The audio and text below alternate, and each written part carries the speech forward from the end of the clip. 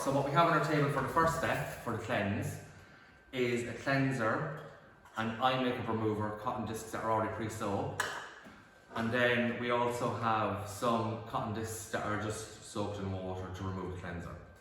So how you set up your table, you apply your towel down onto the bed first, so pretend my lap is the bed, and then we put some couch roll for hygiene down on the bed also. Just like this. So then our client walks in, and we've already done our skincare consultation with our client, and she lies down on the bed. Does that make sense? Now, so our client has makeup on, and she also has eye makeup on. That's very normal for lots of clients that come in to have facial treatments done.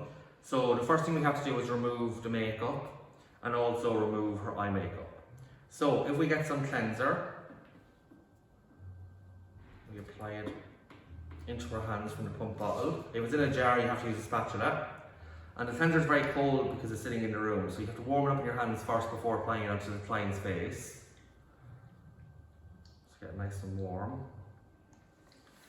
And then wherever the makeup is, along the neckline, along the face, along the forehead, the nose, apply the cleanser and work it around with your fingers to break down the makeup. And remember to keep one hand always on the client, so you always have contact.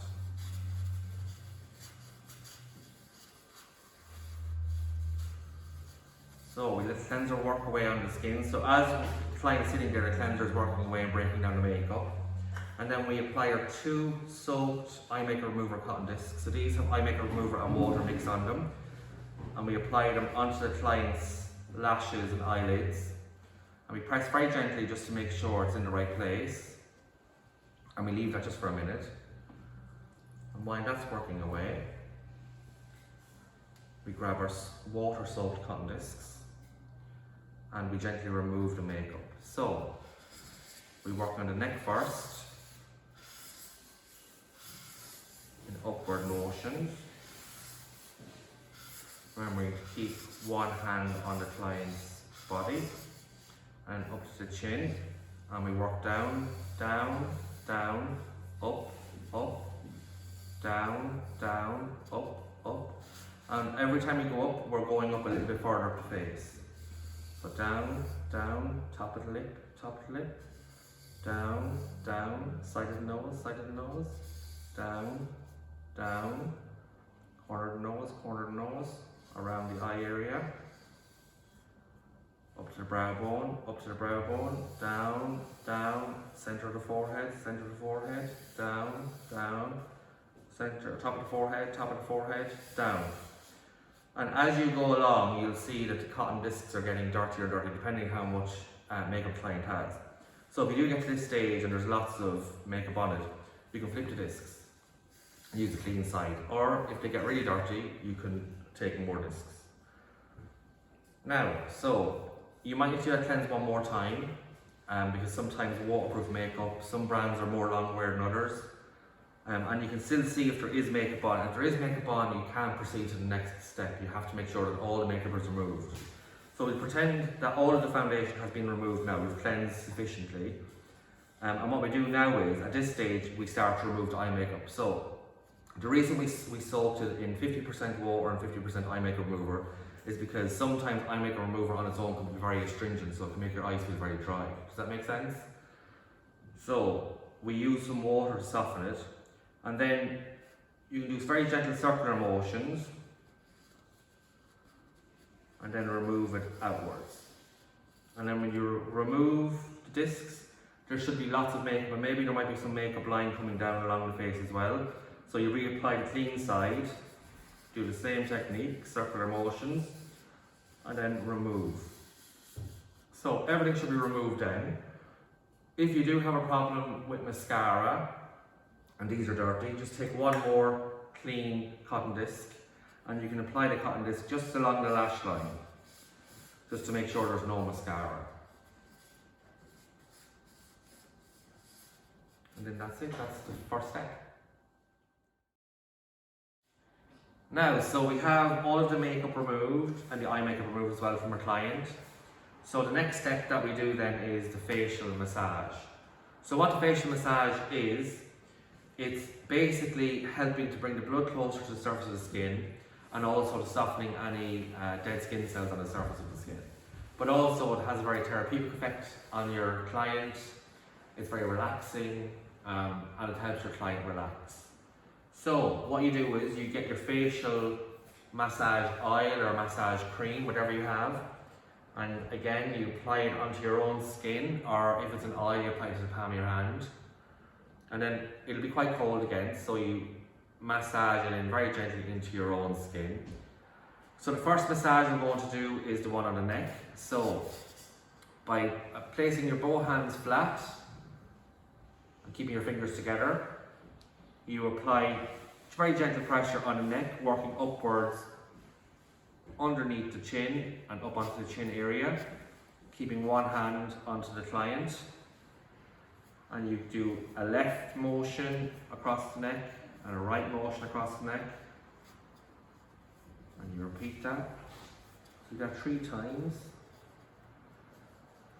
Keeping one hand on the client at all times. And the last time. Now, so when you're working with a real client, your hands might get a little bit drier, so we'll apply more massage cream if we want, but remember you have to always keep one hand on the client. So if you do go to get your massage cream or oil, you always make sure you have one hand on the client. So that's why these pump bottles are very handy, so you're not dipping in or using a spatula. If you did have a cream in a jar, you would use a spatula and then apply the product to the other hand that's on the client, and then take it like this. Does that make sense? So from the neck, then we move on to the chin area, and using mainly the pressure on our 2 fingers, we apply pressure down along the jaw area, and then we replace our hands back up to the chin. So we've got 3 times, a nice bit of pressure, because this is a nice boned area, so you can apply a little bit more pressure than normal. And then the 3rd time up. So after that, we're going to recreate a similar technique that we did in the neck area. So on the cheek, we're going to position our hands, again, our fingers flat together, and our thumbs, generally we're going to position our thumbs on the forehead, but some people prefer not to, but I do. And you're going to do upward cheek motions. You're going to work across the face. Do that 3 times.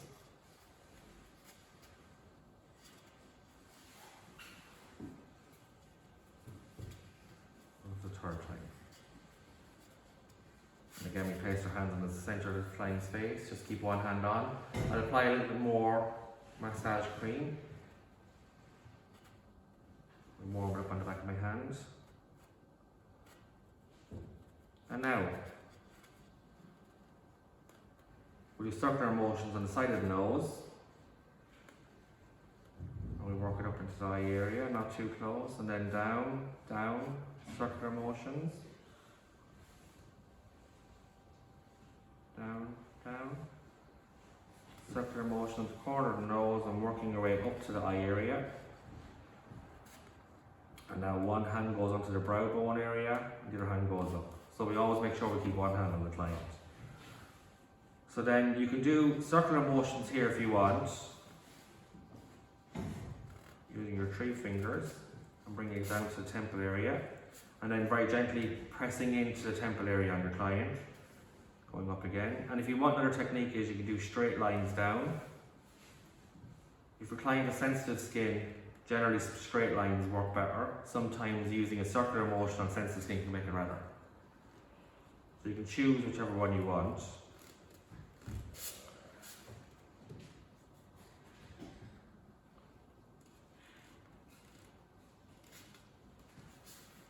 Now we'll pop one hand up to the centre of the forehead,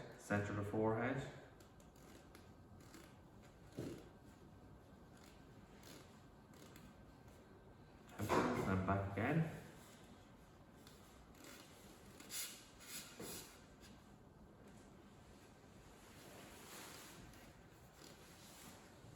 Now, so we press our hands very gently on the temple of the head, And then what we do is using our knuckles, using our 2 knuckles right here, we can just apply a little bit of pressure onto the face. And what this does is, it helps the blood flow and the drainage of the skin. So you usually use this technique along the bonier parts of the skin, so along the chin area. Does that make sense? We wouldn't use this technique on the cheek because it's too hard. So, after our facial, what we do is we always move our hands up to the temples and we press in very gently and then we release. And that's the end.